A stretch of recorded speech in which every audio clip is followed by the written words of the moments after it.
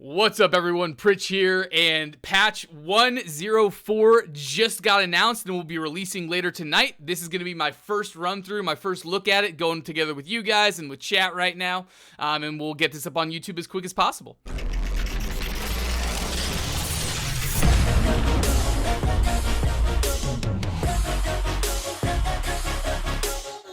So, Greetings Adventurers is primarily focused on fixing the top issues our players, by the way, chat, you guys can say hi to YouTube, on fixing the top issues our players have been hitting in recent weeks, especially those impacting wars. We are literally in between wars right now. Like, we just did a war. We're about to just do another war.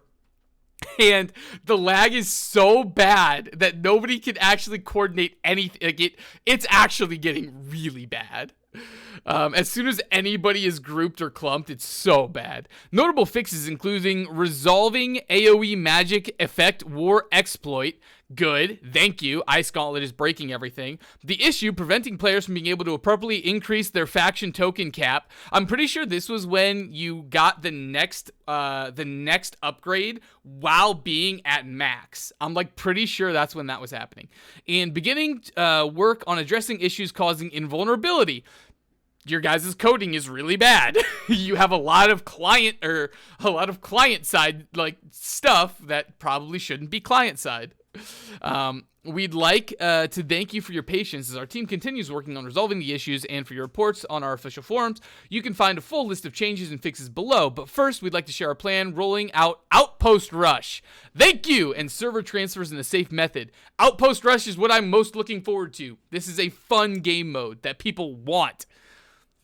After the downtime required to deploy yada yada, we will re-enable Outpost Rush. Let's go!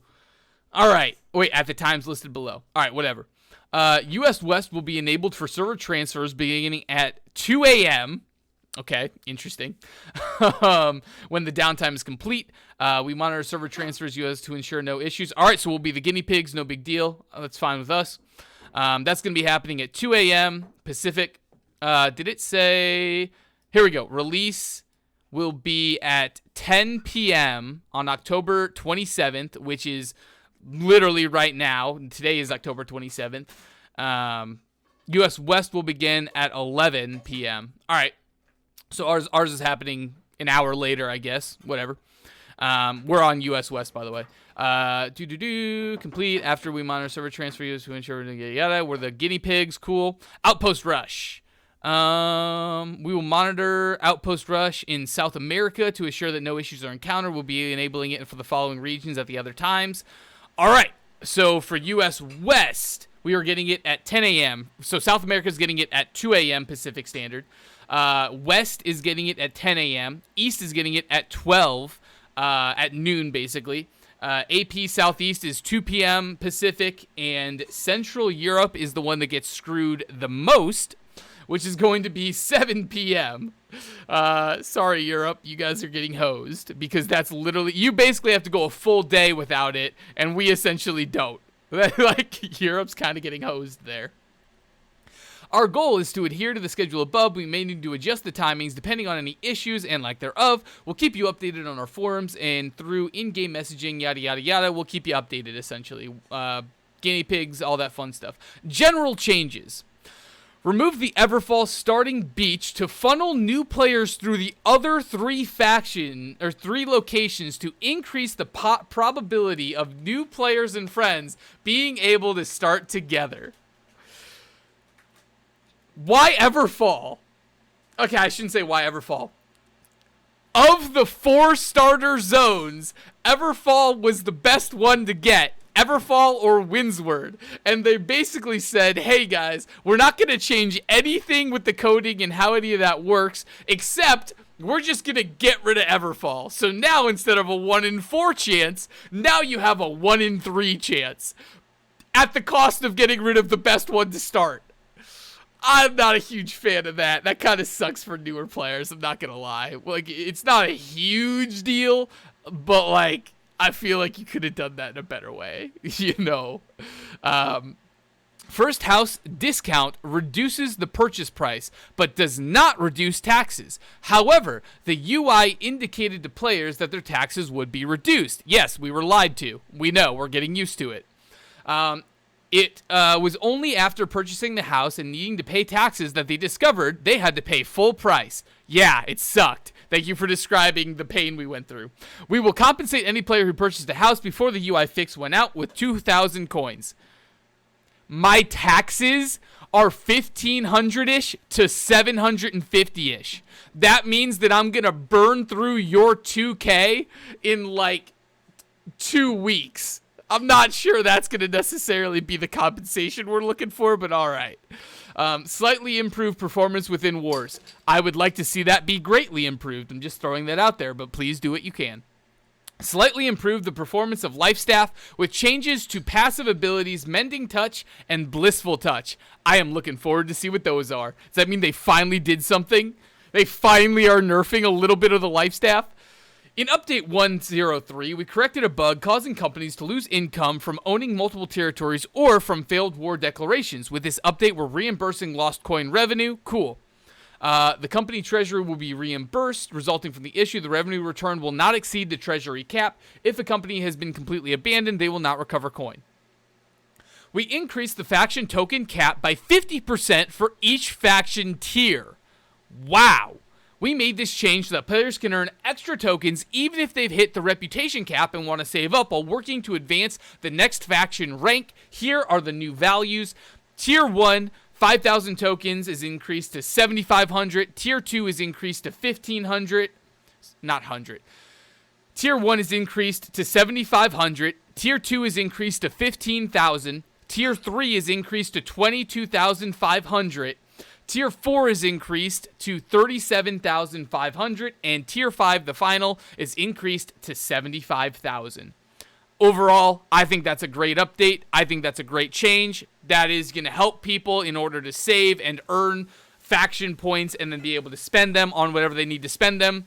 Huge kudos. I think it's a great change. Looking forward to that.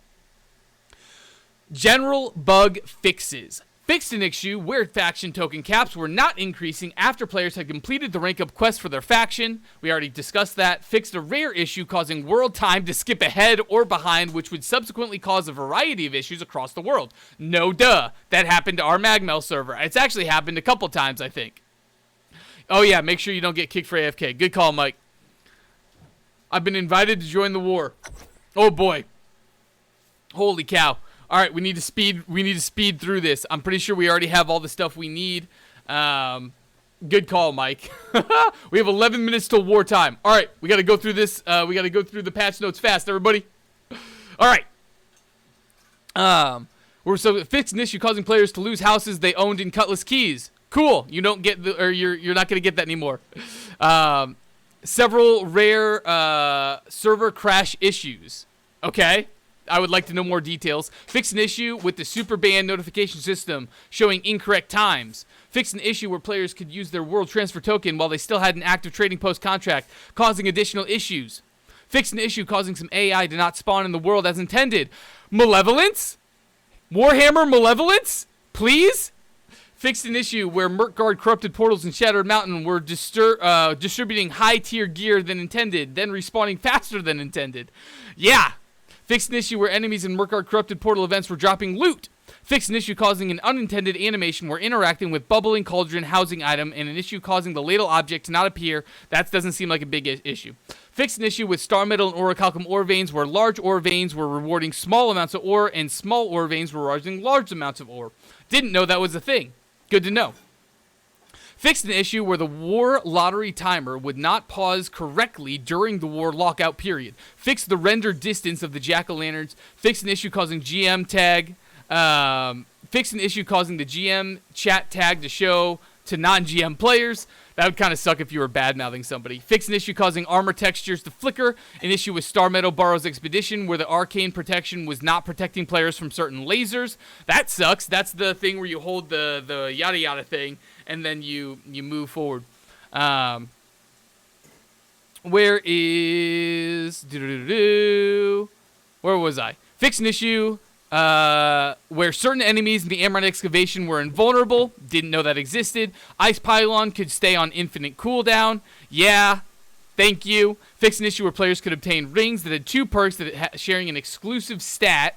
An exclusive perk label shouldn't exist on the same ring. Good. Fixed an issue causing the projectile visual to be absent from the Ice Gauntlet and Ice Pylon attacks. I was wondering about that. Fixed an issue where players would be unable to complete a variety of game actions after fast traveling. Hold on. It said that you were making changes to the life staff to passive abilities Mending Touch and Blissful Touch. Where are the changes? I don't see any changes. All right.